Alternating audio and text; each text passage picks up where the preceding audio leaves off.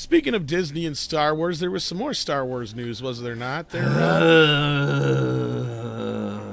can't remember. Is Oprah working over there? Or?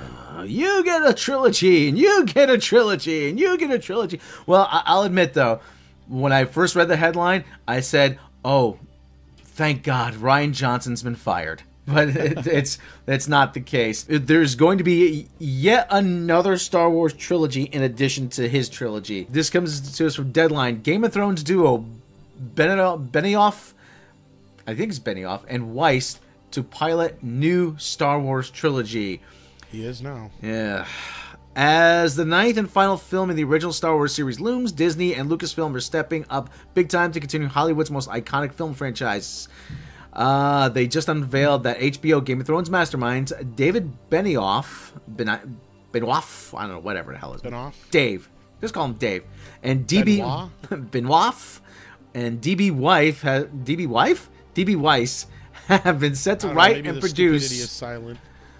Okay, the two guys from Game of Thrones, Dave and DB, they're getting their own set of Star Wars trilogies. Okay, they're going to be separate from Rian Johnson's and not going to follow the Skywalker saga, which is going to be wrapped up here. But, you're getting a little ahead of yourselves, guys. You're getting a little ahead of yourselves. Let go, Rob. I don't want to see another fucking Star Wars trilogy, okay? Yeah. They're starting to oversaturate this a little bit. This is not it's not special anymore. We got a Star Wars movie in '99 after 16 years. That was a big deal because we hadn't gotten one. Now it's like Wonder Bread. You're selling film as product now. What flavor do you want this week? Yeah. Oh my God! And Kathleen Kennedy's excited. I'm glad somebody is. Kathleen Kennedy said, this is what she said, David and Dan are some of the best storytellers working today. Their command of complex characters, depth of story, and richness of mythology will break new ground and boldly push Star Wars in new ways I find incredibly exciting. Which means we're going to... It's a bold new vision, which means they're probably going to have another Mary Sue like Rey be, Oh my God! If Kathleen Kennedy's excited, then that sends up a really huge red flag for me.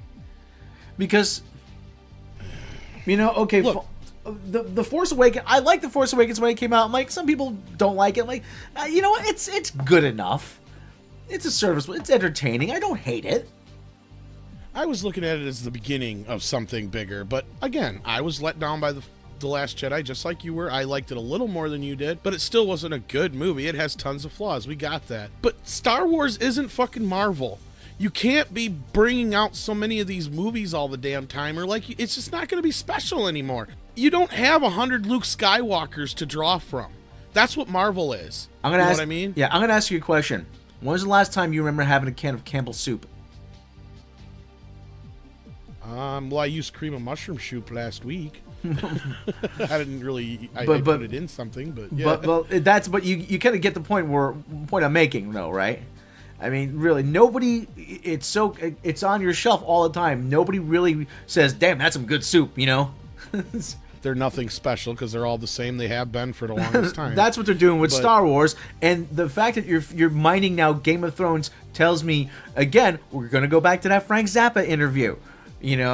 No. That's not what the audience wants. I know this is what the audience wants. No, this isn't what the audience wants. Not this audience. Oh, for God's sake. What do you guys think about this?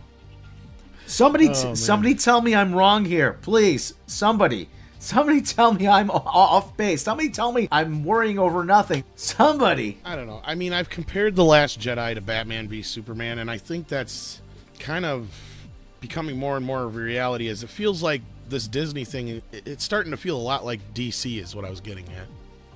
Oh, it's not working? Let's just throw more shit out there. Batgirl, Aquaman, fuck.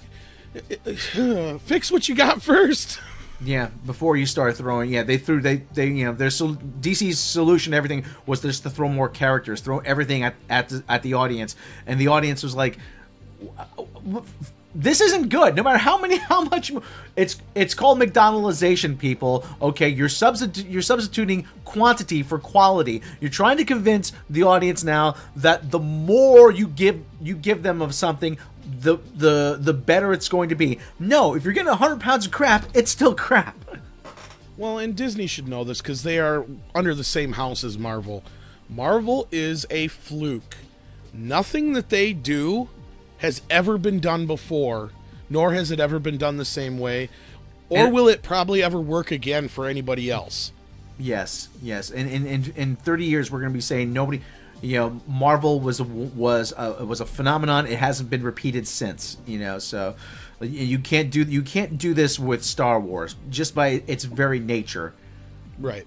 Usually by the time you get this deep into a franchise like, say, Marvel or Star Wars or even Star Trek or Friday the 13th, you get to a point where it just isn't special anymore, to where they're struggling to make it fresh and new and exciting for the audience, and the audience just doesn't care anymore because they've seen it 100 million times. And like Rob's saying, you keep bringing us out Star Trek, it's going to become just like regular old soup. We've seen it a million times Star before. Wars. I mean, Star Wars. So we're going to get some angry comments now. So, but still. Oh, yeah, that's the idea. Yeah. Yeah, but like I said, it's going to, like I said, the cracker. Remember the Eddie Murphy analogy the cracker, yeah. Soup and crackers. I can go for some soup now. So. I think Rob's hungry. I think that's what it is. Let us know what you guys think. All right.